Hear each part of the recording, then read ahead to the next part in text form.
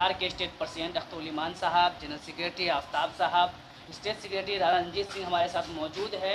वक्फ amendment act के खिलाफ बड़ा आंदोलन हिमायत शरइया और पर्सनल लॉ बोर्ड की तरफ से हो रहा है और उसके तहत जो प्रोग्राम पटना में होने जा रहा है उसे लेकर और इलेक्शन की तैयारियों को लेकर हम इनसे बात करने की कोशिश कर रहे हैं। अख्तर उल ईमान साहब, सबसे पहले मैं अपने चैनल में आपका इस्तकबाल करता हूँ। बहुत बहुत शुक्रिया साहब।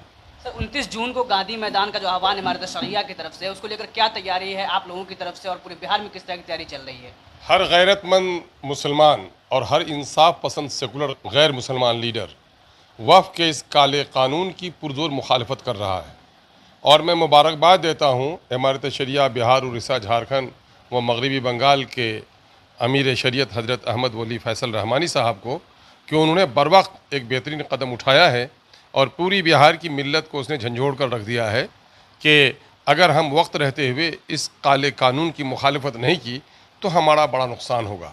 मैं आपको बता दूं कि मोदी हुकूमत ने मुसलमानों को आपस में लड़ाने, उनको परेशान करने के तई NRC का कानून, CAA का जो काला कानून लाया, उसके निशाने में मुसलमान ही थे। लेकिन उनका एक खेल उल्टा पड़ा। जब उसने तजर्बा आसाम में किया तो मुसलमानों से ज़्यादा गैर मुसलमानों के पास ज़रूरी कागजात नहीं थे। फिर उन्होंने तलाक बिल के ज़रिए से मुसलमानों को परेशान किया है, वो भी एक तारीख़ी हकीकत है। लेकिन मुसलमानों ने उसमें भी उसको उल्टी गिनती शुरू करा दी कि हम अपने तलाक, निकाह और वरासत के मसले में हम अपने उलमा, काजी और मुफ्ती से रुजू करेंगे। हम तुम्हारे मुल्की कानून को अदालत में हैं, हम उनको छेड़ेंगे भी नहीं, लेकिन हम अपने शरीयत को छोड़ेंगे भी नहीं। अब इन्होंने एक बहुत सोच समझकर, उसके थिंक टैंक्स ने एक फ़ैसला किया है कि एक ऐसा कानून लाया जाए जिससे मुसलमानों के तालीमी इदारे बर्बाद हो जाए, उनके मस्जिद का निज़ाम बर्बाद हो जाए, वक़्फ़ की जो पाकीज़गी है, वक़्फ़ के जो मकासद हैं वो तबाह बर्बाद हो जाए, औकाफ़ कमेटी में गैर मुस्लिमों को मेंबर बना दिया जाए और उनके ट्रिब्यूनल और अदालत में उनके जाने के फ़ैसले को छोड़कर कलेक्टर को पावर दे दिया जाए और इसके ज़रिए से तमाम तर जो औकाफ़ की जायदाद है उसको मुतनाज़ा बनाया जाए। आज के दिनों में रिहायशी ज़मीन हो, ज़री ज़मीन हो या कारोबारी ज़मीन हो, हर जगह महंगी हो गई है। वो उसने NRC के मौके से कुछ फ़िरका पसंद लोगों को बताया था, उन्होंने फ़िरका पसंद लोगों को कि ये इनको भगा कर बांग्लादेश भेज देंगे और ये ज़मीन तुम्हारी होगी, ये मकान तुम्हारा होगा। वो तो नाकाम हो गए, लेकिन वक़्फ़ के मामले में ये समझ रहे हैं कि हमको कामयाबी मिल जाएगी कि हम इनके कब्रिस्तानों पर लोगों को बसा देंगे, इनके मस्जिदों पर तालाबंदी करवा देंगे, इनके औकाफ़ की जायदाद पर नाजायज़ कब्ज़ा करवा देंगे। ये बहुत ही नापाक कदम उठाया है। इसलिए इस कानून की मुखालफत हमारे लोगों ने, जब ये बिल पेश हुआ तो बिल की पेशी के बाद भी, कानून बन जाने के बाद भी मुसलमान इसकी मुसलसल मुखालफत कर रहा है। इस वक्त ज़ेर समाअत है अदालत उज़्मा में मामला, इसलिए हम लोग चाह रहे हैं कि पूरे तौर पर अपनी रंजीदगी का मामला दिखाएं, मुज़ाहरा करें, ताकि अदालत की खिड़कियों से भी, सुप्रीम कोर्ट की खिड़कियों से भी आवाम की बेचैनी नज़र आए। बहुत सारे हमारे दानिश्वर हैं, वो कहते हैं कि मामला ज़ेर अदालत है, फिर सड़कों पर आने की क्या ज़रूरत। शायद उनको होश के नाखून उन्होंने नहीं लिए। मामला बाबरी मस्जिद और राम जन्मभूमि का ज़ेर अदालत समाअत हो रही थी ना, लेकिन मंदिर बनाने वाले सड़कों पे उतर गए थे।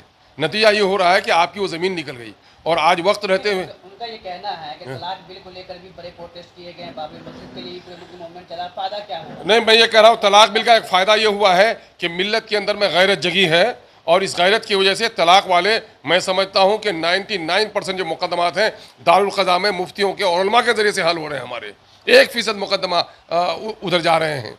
और जहाँ तक मामला वो है, हमको ये बुनियादी वो है, एक कुत्ते की जिम्मेदारी है कि दरिंदों के खिलाफ भूके, एक चौकीदार की जिम्मेदारी है कि चोरी करने वालों के खिलाफ आवाज़ लगाए। एक शरीफुन नफ्स इंसान का ये फरीज़ा है, इंसानी फरीज़ा, अखलाकी फरीज़ा और दीनी फरीज़ा है कि बुराई को वो हाथ से रोके, न हो तो ज़बान से टोके, न हो तो दिल से बुरा समझे। ये उसके ज़ईफ़ तरीन ईमानी अलामत है और ये मोहसिन इंसानियत का पैगाम है। और मोहसिन इंसानियत की नुमाइंदगी करने वाले जब इस तरह का जुमला बोलते हैं तो बड़ा अफसोस होता है। क्या बुराइयों के खिलाफ हम आवाज़ भी नहीं उठाएं? आवाज़ उठाने के नतीजे में मिल्लत में बेदारी आती है, होशमंदी आती है और दुश्मनों में घबराहट पैदा होती है। हम आपको बावर कराना चाह रहे हैं कि मछली पानी के बगैर तो ज़िंदा रह सकती है, लेकिन मुसलमान अपनी शरीयत के बगैर ज़िंदा नहीं रह सकता। और कहीं न कहीं से ये काला कानून शरीयत इस्लामिया को पामाल करने वाला कानून है। हमारी मस्जिदों में ताला लगाने वाला है। कब्रिस्तानों में आज हम सो जाते हैं, कल कब्रिस्तानों पर भी पाबंदी लगेगी। दाढ़ियाँ नोची जा रही हैं, टोपियाँ उछाली जा रही हैं।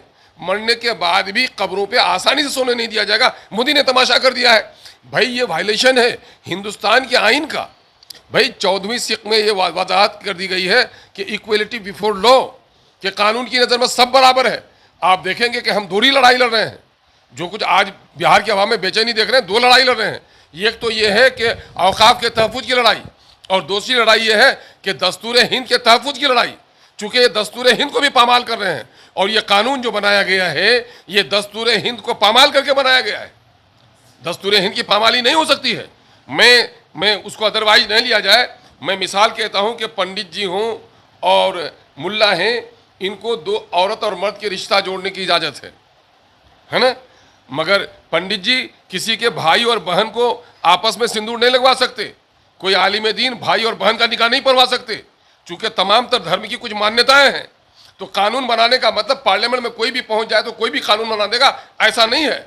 कानून बनाते वक्त हिंदुस्तानी आइन की रूह को सामने में रखना पड़ेगा, और ये हिंदुस्तान की आइन मुसलमानों के फंडामेंटल राइट्स के, उनके मजहबी हुकूक के खिलाफ है।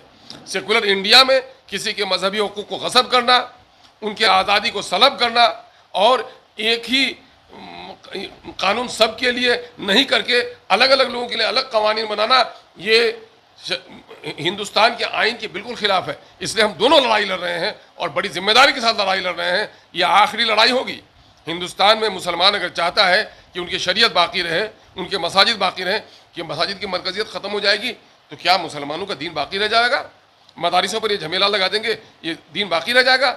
ये तो एक के बाद दिगरे ऐसे नापाक इरादे हैं इनके कि मुसलमानों को उनकी शरीयत से ही निकाल दिया जाए, उनकी मस्जिदों से उनका रिश्ता तोड़ दिया जाए, औकाफ की जायदाद उनसे छीन ली जाए। औकाफ की जायदाद जो लोगों ने दिया है रफ़ा आम के लिए, मस्जिद हो, मदरसे हो, गरीबों के बच्चों की तालीम के लिए, कब्रिस्तान, आम मुर्दों को वहाँ पर यूरोप में जाइए 5-5 लाख 10-10 लाख रुपए में 6 फीट ज़मीन खरीदनी पड़ी है कब्र के लिए, और यहाँ वक्फ ने इसका इंतजाम कर रखा है, मुसाफिर खाने बनवाए जा रहे हैं।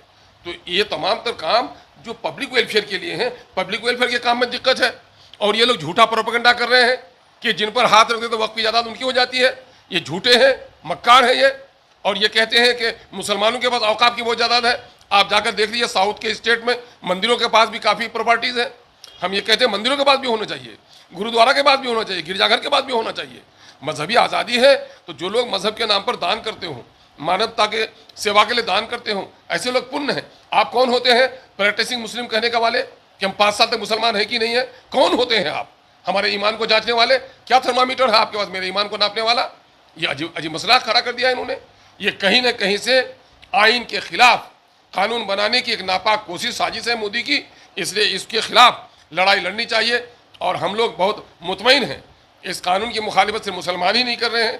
पार्लियामेंट में तो सियासी कंपल्सन भी था, हिज़्ब मुखालिफ के लोगों ने इसकी मुखालिफत की है, लेकिन हिंदुस्तान का सेकुलर कलमकार, हिंदुस्तान का इंसाफ पसंद जर्नलिस्ट, हिंदुस्तान का अमन पसंद मीडिया के लोग, सब लोग इस काले कानून की मुखालिफत कर रहे हैं।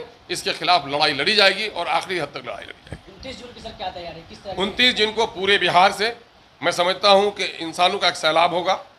पूरी तैयारी है। हम लोग अभी अमीर मोहतरम ने हम लोगों को बुलवाया था, मुस्लिम एमएलएज को और सेकुलर नॉन मुस्लिम एमएलएज को। सब लोगों ने वादा किया है। अभी 3 दिन 4 दिन हम लोगों ने अपने इलाके में नुक्कड़ सभाएँ की हैं, और तमाम तर प्रेस मीडिया के जरिए से, प्रचार प्रसार के जरिए से लोग आ रहे हैं, काफ़ी आ रहे हैं। उसके इंतजाम के खातिर ही मैं 1 दिन पहले आया हूँ यहाँ पर, और बहुत मैं जितनी भी खबरें आ रही हैं, आम लोग आ रहे हैं। पार्टी के तौर पर भी हमारी तमाम तर इकाई से अच्छे खासे लोग आ रहे हैं। जमे महीने से आप लोग ये आंदोलन कर रहे हैं, मेमोरेंडम राष्ट्रपति के नाम जा रहा है, प्रोटेस्ट हो रहे हैं, रैलियाँ हो रही है, पॉलिटिकल पार्टी से मुलाकात हो रही है, कोई असर नहीं दिख रहा है सरकार की तरफ से, सरकार की पार्टियों की तरफ से कोई कोऑर्डिनेशन नजर नहीं आ रहा, उनकी तरफ से कोई नरमी नहीं दिख रही है। आगे किस तरह से लड़ाई को लड़ेंगे? क्या गांधी मैदान आखिरी आप स्टेप है या इसके आगे? नहीं, लड़ाई तो अभी तो ये झांकी है, असल लड़ाई बाकी है। किसने कहा? हम इसके लिए इंतहा तक लड़ेंगे। मैंने कहा कि पानी के बगैर मछली जिंदा नहीं रह सकती है, अपनी शरीयत के बगैर मुसलमान भी जिंदा नहीं रह सकता है। हम आखिरत तक इस लड़ाई को लड़ेंगे, जमहूरी और आइनी अंदाज में लड़ेंगे। हम अदालत के दरवाजे में लड़ेंगे, हम सड़कों पे लड़ेंगे, हम धरना देंगे, हम सब कुछ जो जमहूरी आइनी तरीक़ाकार है, हमारा गांधी जी का जो बताया हुआ तरीका है, मौलाना आज़ाद की सराफत के जो पैमाने हैं, हम सबको साथ देकर लड़ाई लड़ेंगे। और मोदी ने तो पूरे तौर पर गैर एलानिया तौर पर उन्होंने डिक्टेटरशिप नाफिज कर दिया है। जो हक बात बोले सलाखों में डाला जाए, सच्चे पत्रकारों पर नज़र जमाई जाए, जो लोग सच्चाई की बात करते हैं उनके यहाँ छापामारी करवाया जाए। ये तो समझिए कि ये लोग अभी तो इमरजेंसी के बारे में सालगिरह मना रहे हैं, 50वीं सालगिरह उसकी मुखालिफत मना रहे हैं, और ये गैर एलानिया तौर पर यहाँ इमरजेंसी इनका नाफिज है। जो कुछ इमरजेंसी में जो कुछ उस वक्त माहौल को बेहतर बनाने के लिए, उस वक्त की सियासी हालात को बेहतर करने के लिए अगर कुछ ज़ोर ज़बरदस्ती हुई थी, लेकिन आज तो ये गैर एलानिया तौर पर ज़ोर ज़बरदस्ती कर रहे हैं और फिर कह भी रहे हैं, अपने आप को बहुत ही सेकुलर भी कह रहे हैं, कॉमनल एजेंडे भी हैं उनके, सेकुलर भी कह रहे हैं, डिक्टेटर भी बने हुए हैं, लोकतांत्रिक भी अपने आप को कह रहे हैं। ये डुअल रोल है इनका, इसके खिलाफ लड़ाई लड़ी जाएगी।